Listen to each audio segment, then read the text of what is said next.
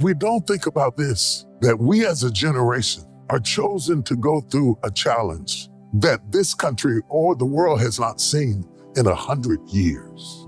Of all the generations, my mother missed it, my father missed it, my grandmother missed it, my great-grandmother missed it. They had trials, they had tests, they didn't have COVID.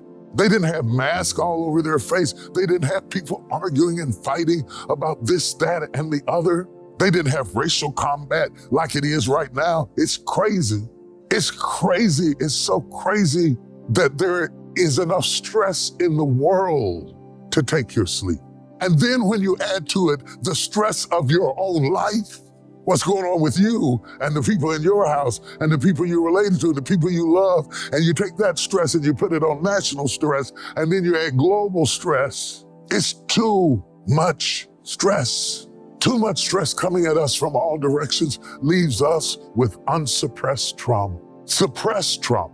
Trauma that has no way to escape, that comes out in rage and self-medication and overindulgences and excesses and tempers and flaring and people jumping on stewardess and flight attendants and road rage and shooting people over parking spaces. That's too much stress. This famine won't last.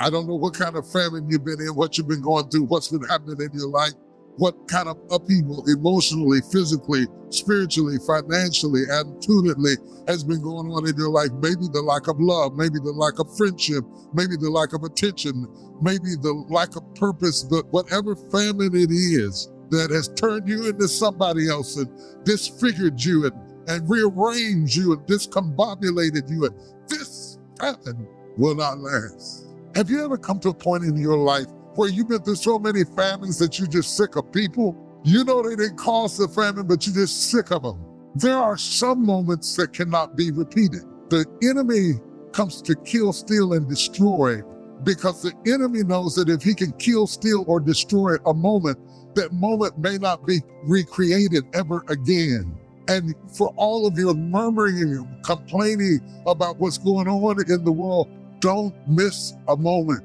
Don't miss a moment, because you don't always get a do-over. You don't always get another chance. I wish somebody experienced would back me up in here. You cannot roll back the clock of time and do it over again.